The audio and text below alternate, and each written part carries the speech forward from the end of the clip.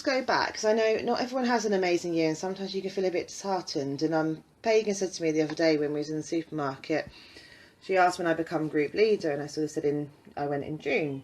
And her reply was, what, you were a team leader for a whole year without promoting?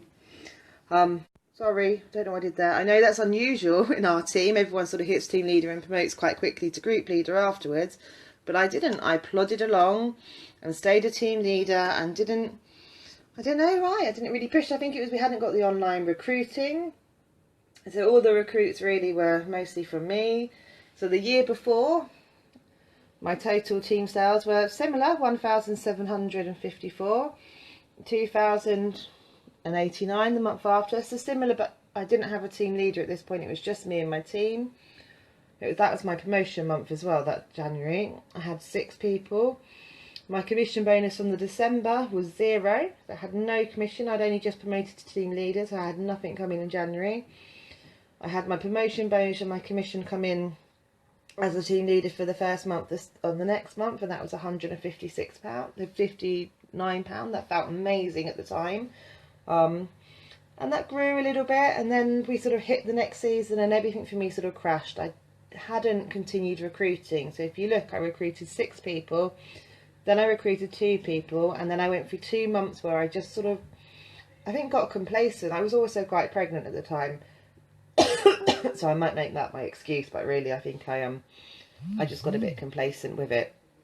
And you can see the knock-on effect that for me stopping recruiting meant that going into the next season I didn't have the team big enough to qualify.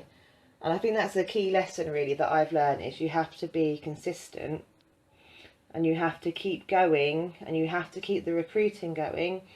I mean, if you're the type of person who wants to recruit and you want to be a leader, that's what you need to do to be consistent and to make sure you maintain that level and that paycheck. So by not qualifying, instead of having £100 and something a month, I dropped back down to £63 a month. And then later in the year, I dropped back down to £48 per month. I picked myself up. We hit October, 254. We hit November, 556 for October. And then I got 697 in December. I think Mark mentioned this on stage. Actually, I've got the thing. So this is what I was given on stage the other day, my great big check.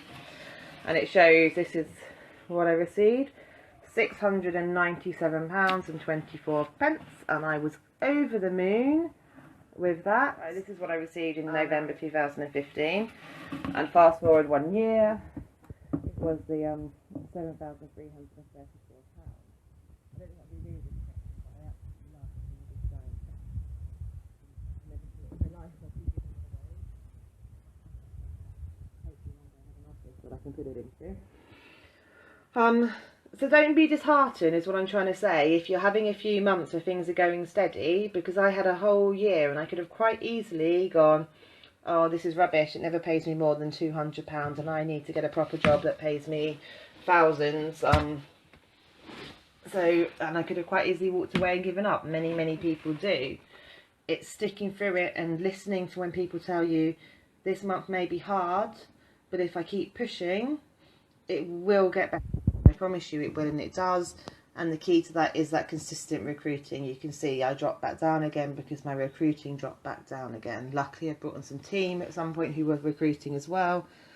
So you can see, started strong, which is why my year started strong, and I ended strong, which is why sort of going into the next year it was